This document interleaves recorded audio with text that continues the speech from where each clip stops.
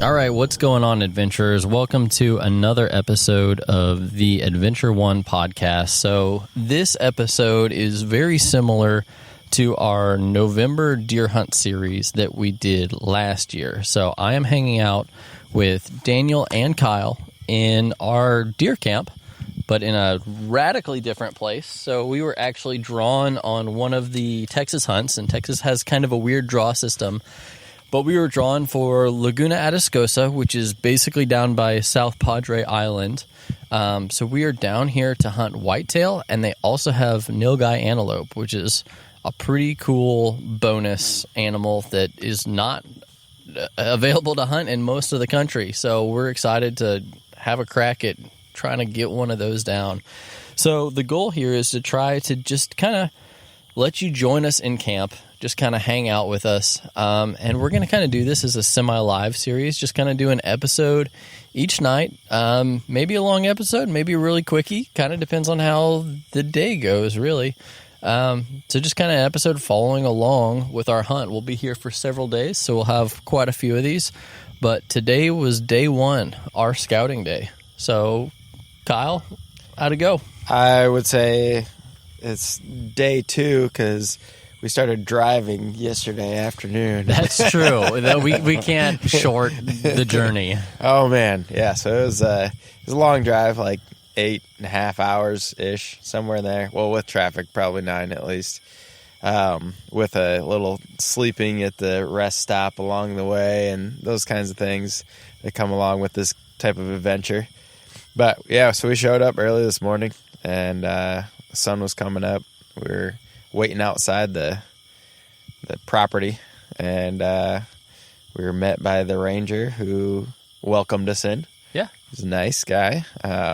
So we were ready to go. So got right in there, found a couple places to park the trucks, and pulled the bikes out of the back of the truck, and I just started booking it in there on my bike for about 200 yards, and then I got tired. Yeah, and so that's, I guess, just to back up a little bit on the bike thing. So no motor vehicles are allowed here, meaning off the road. Yeah, so no ATVs, nothing like that. And it's a huge place. I mean, we're talking tens of thousands of acres. I know this whole area is something like 95, 98, but that's not, I think that includes areas we're not hunting. So it's probably 50,000 acres, what we're actually hunting. So it's massive. So you need some way to kind of get out there. And so the common mode of transportation that a lot of people are using is bikes. And they've actually opened it up to e-bikes as well. But we're not really avid bikers. We all have them. I think probably all of our bikes are from Walmart. And we've tuned them and customized them a little bit. I think, Daniel, you just put a granny fanny seat on yours. I absolutely did. I can't wait to ride on it tomorrow. Followed my lead, man. I mean, one day in the saddle without it is enough. Yes, my butt's a little sore at the end of the day, but I'm sure it's not as bad as it would have been if I had my old rock hard, thin little racer seat. These things are awful.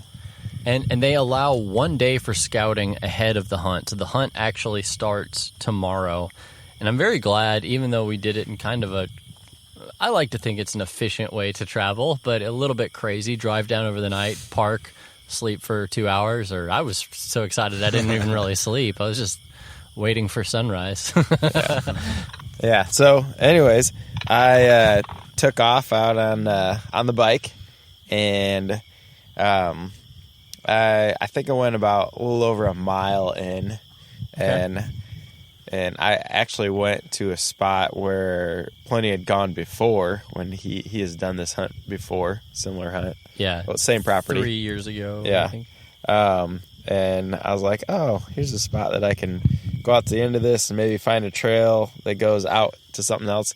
And I got out to the end of where like the dirt trail is that you can ride your bike on. Well, it's easy to ride your bike on, and it's just like a peninsula. It's just a dead end, and I was like, oh, this is cool. But while I was out there, I saw there's a sign out there. I mean, there's so Nilgai antelope, they poop in the same spot, or they like have poop spots where that's like the antelope fact that everybody likes to Yes. say on like every TV show. They're like, this is their poop spot. Yes, it's their poop They spot. poop in the same spot. But the thing is, they have a lot of them. Yeah. So it's like, Lots of poop piles. yes, they keep piling their poop up, but they probably have like 20 spots that they go. So you're like, ooh, I found that one. Well, like now they're going to go in one of the other 19 spots. Yeah. So, Yeah. so it's not like finding a poop pile is like gold or anything. It's just, it just shows kind of how recent the animal was there. You can kind of tell how fresh the scat is, and pick it up, roll around in your fingers a little bit, sniff it, Taste it a little bit. Yeah. Light it on fire. Exactly. Yeah. Well, no, got to get the dehydrator for that. So Yeah, there's a burn ban in this county. yes, yeah, no fires. So, I found a little bit there, and then I circled back around and biked probably 2 more miles, just because I had to go back a half mile, and then I went out. No wonder your legs were tired. Yes, Golly. went out another probably at least a mile and a half after that, and I found some really good sign there. There's a doe that kind of trotted off when I was in the area, and then there's just fresh sign everywhere of whitetail. So there's a whitetail doe, there's a whitetail sign and Nilgai sign, so there's both in there. Fresh scat, fresh tracks, just looked like a lot of activity, and it's pretty far out, so probably don't have a lot of the guys who are walking in gonna end up out there. Yeah.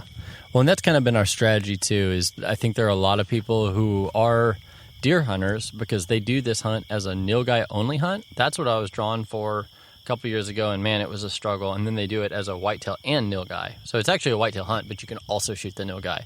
So I think a lot of people are going to approach this as a standard deer hunt. So our strategy, and kind of what Kyle's talking about, is just to kind of hit the dirt a little bit harder, go further than everybody else, just push a little bit harder, so that we've got a chance at these Nilgai, but then also we're kind of getting ahead of the people who are going to kind of be a little bit lazy about their hunt. Yeah, and there's other guys who are gonna hit it as hard or harder than us as well. Yeah, There's a lot of people here, and most of them are probably not gonna push as hard as we do. But I mean, there's a lot of people with bikes, and it's like Yeah, we saw a lot of bikes out there. it's becoming the definitive strategy, and that's what I think is cool out here too, because even like Nilgai are like so weird. It's these crazy devil horse things. So even hunting those, you explain that to people, and they're like, a what? Yeah.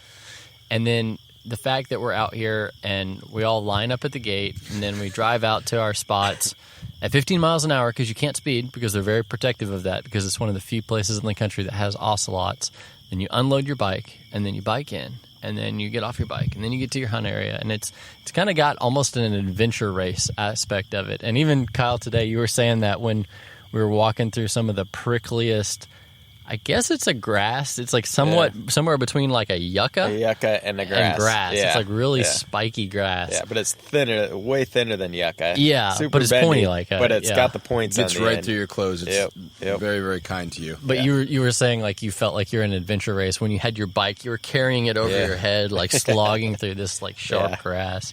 Yeah, earlier today I felt the same way when I went through kind of a wet patch, and all the dirt just started collecting on the tires of my bike. Yeah, same and, here. Yeah, and it was just like it's just my caked. bike. Yeah, my bike felt like it was 20 pounds heavier than it might have been. Yeah, and I was just like, oh man, here we go. So it was like kind of fun with that challenge, but also very difficult because, like we said, I had not ridden my bike getting ready for this. It's like this is one of those trips where you get in shape on the trip. Yeah. Well, at least a day of break-in is good a little bit. And probably, each day we probably won't be as strenuous as what we did when we're out trying to just hit the dirt and see what's out there. Yeah, because we're gonna sit quite a bit tomorrow, waiting and watching for game. So that'll give you the rest for today. I was just like, move, like bike, hike, bike, hike, and you're just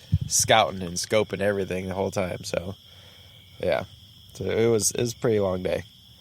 Well, and Kyle, while you were up north doing that, so Daniel and I kind of hung together, and so there are different like subunits, I guess is what they call them, within this property. And so we went to one that I had hunted I keep saying last 3 years year, ago. but 3 years ago. Yeah. when I could only shoot Nilgai, and I saw a lot of whitetail there. So I'm like, let's just check this out. Let's see if it's still good. I just want to see what it's like.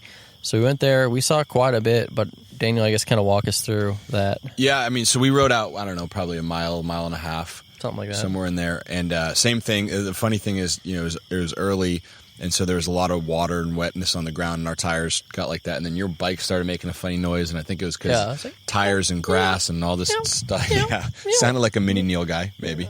Like a little turkey caught on the bike or something. Yeah. So we biked out there, and Pliny had told me about this place where he had seen a crossing 3 years ago. Yeah. And so we start walking down this trail, and there's big trails where, you know, trucks could get into. They don't allow trucks, but they've been kind of bush hogged out. And so we're going down that trail. We're just walking, and we see a trail that comes across that. So we start going into the woods and start looking, and we find a couple of.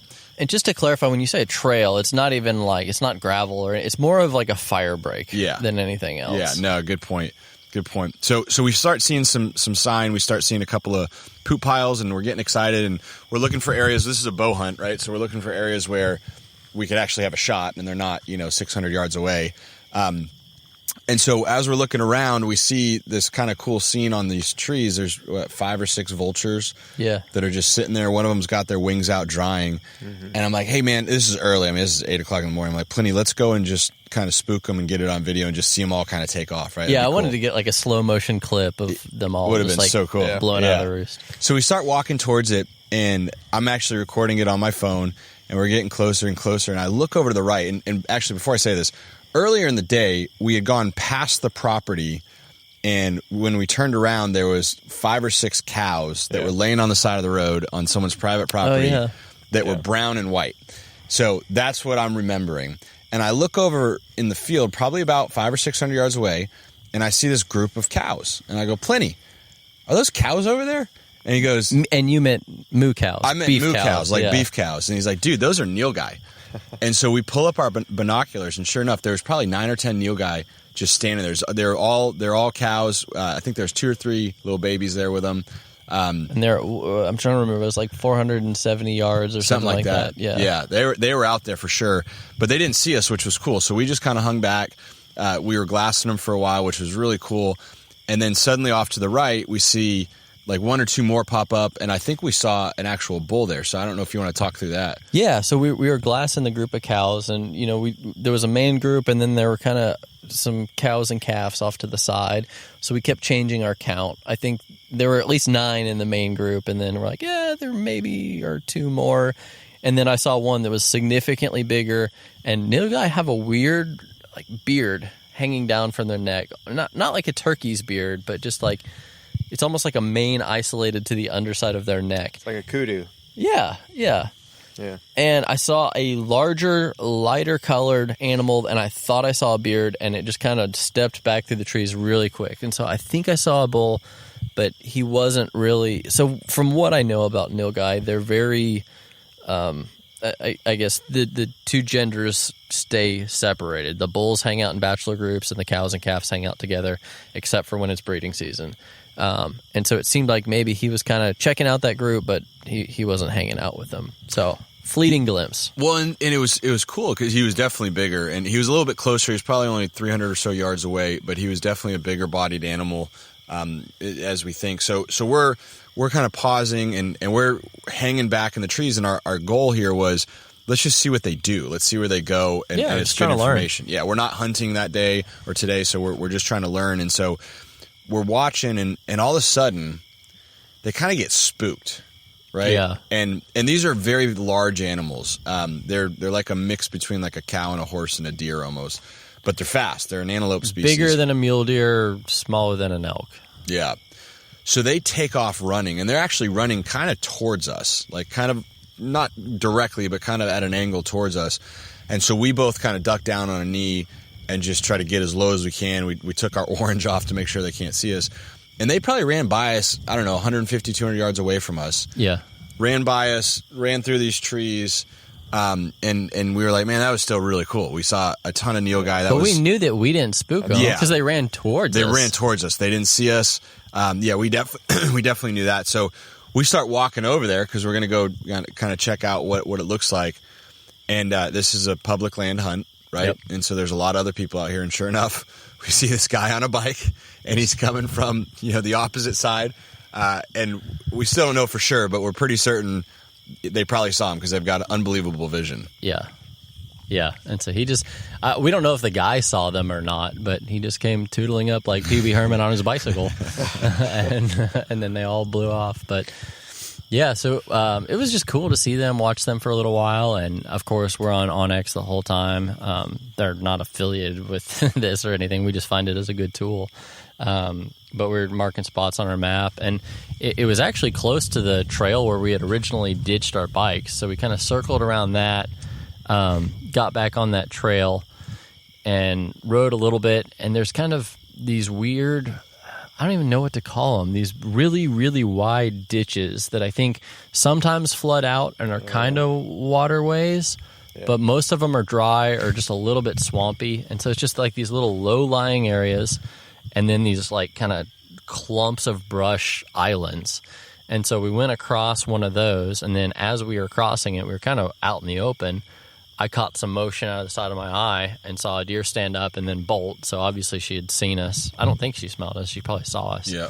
And then another one got up and ran, and another one got up and ran. And then we saw two bucks stand up from a little ways further. And so I think we counted, 5 deer? Well, I think there's 5 in the group of does and then the 2 bucks. Off to the side. And Yeah. they weren't good bucks. No, they were inside tiny. the ears. Yeah. But down here there's no antler restriction, so they would have been legal if we wanted to. But They were probably 200 yards away and ran out to 400 before before we lost them. And then another little doe, probably, I don't know, maybe 150 yards from us, was bedded down. She pops up, kind of looks at us. She didn't seem overly spooked. Yeah. She kind of was like, okay, yeah, I'm out of here. Everyone else left. I'm going to leave too. Yeah. And she kind of takes off. And then this is on the right side. I'm on the right side. And I look to the left side and I see movement. And I see a deer kind of running. There's another one of these kind of gullies there. And I see a deer running across it. I'm like, plenty deer. And so we get our glass on it. And man, he was a good looking buck. He was probably an 8-point. I think it was an 8. I mean, obviously we're looking at a deer quite a ways away, but I think he was a tall 8-point. I mean, there's a chance he was a 9 or a 7, but he looked like a mainframe 8 mature deer. So I was excited. So we saw him cross, and then kind of as he disappeared, I don't know if he bumped up another deer, but then we saw a doe. Yeah. Just kind of out of nowhere. Yeah. So it was cool just to have that show of like, we kicked up some deer here, and then, oh, wait, turn around behind us. There's more over there. So it was a cool show. Yeah. So we did that, and then, man, we wandered around quite a bit. We went back up to, I mean, this whole place is called Laguna, Atascosa, because there's a huge lagoon right in the middle of it, and we went all the way to the water. And as we were walking, it was so cool just to see all the wildlife out here, because this is a national wildlife refuge. So we actually flushed a barred owl from a tree. Mm-hmm. We saw caracara eagles. We saw an osprey, which was cool. Just all kinds of wildlife. And then as we were walking up, we randomly saw like something white, and we're like, what is that? And it turns out there was a pit bull. I don't know why. The pit bull that ran by us at about 50 yards. It was the strangest thing I've ever seen on a hunt. Yeah, and so we're like, okay, let him keep going, I guess. Yeah. And then we were standing out there, and they're like, wait, there's something out there. Oh, it's a Nilgai looking at us. Yep.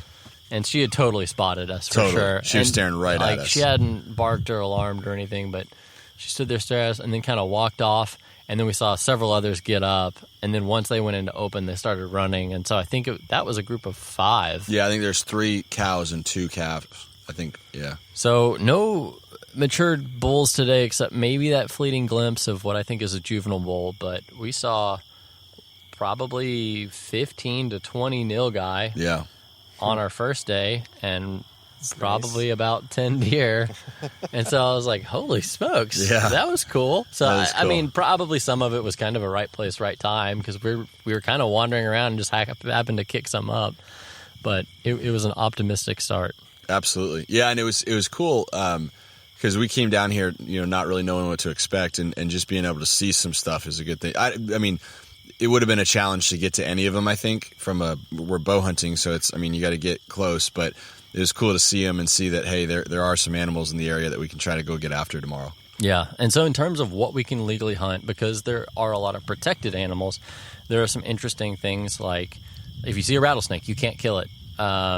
If you see a javelina, even though it's legal and it's in season right now, you cannot kill a javelina down here.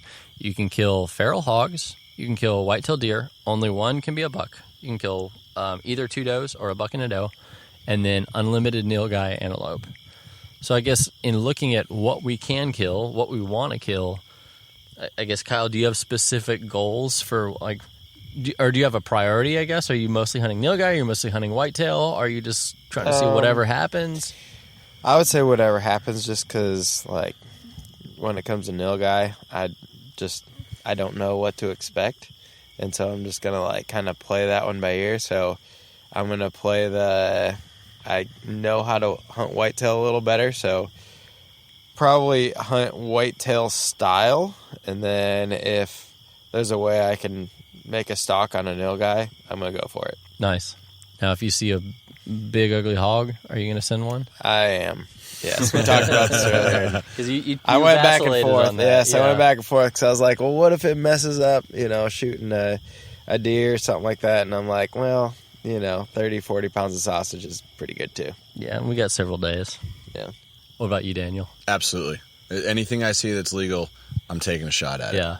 Absolutely.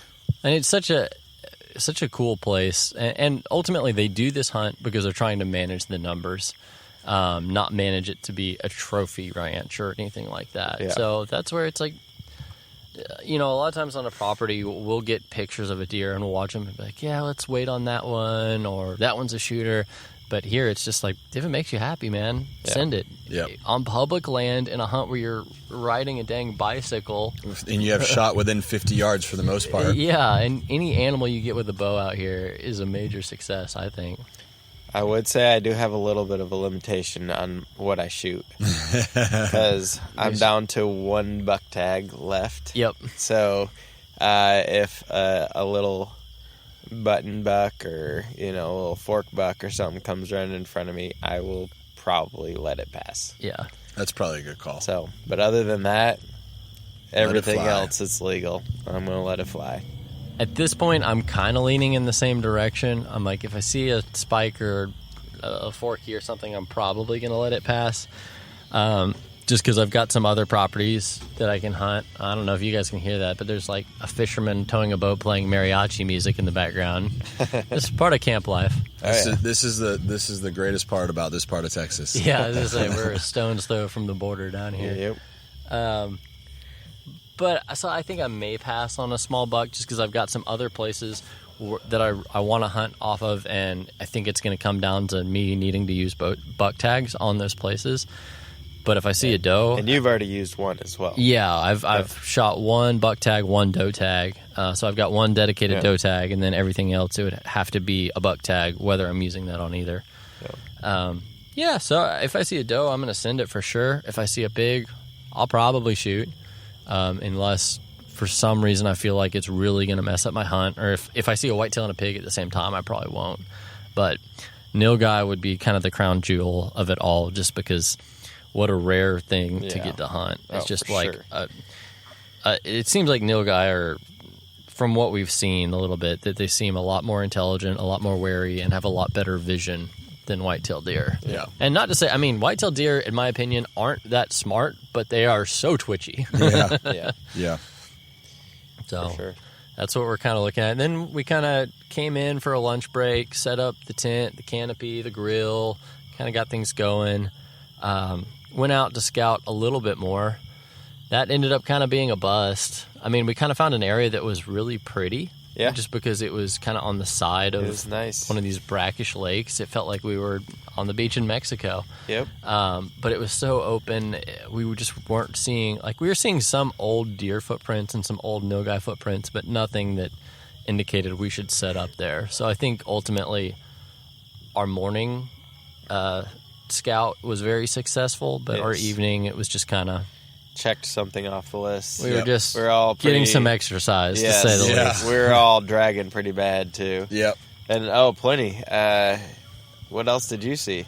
you almost ran over? Yeah, I had to bail off my bike really quick because I was trying to make a quick turn onto one of these kind of dried up flats that was kind of creek bed. I don't even know what you call it. Yeah. These dried up sandy areas. And I was turning in there, and I nearly ran over a snake that was about 7 feet long, and I saw it was Massive. mottled brown with kind of diamonds on its back. And I was about to go right over the top of this thing. And in all the briefings, they're like, there are a lot of western diamondback rattlers down here, so be careful.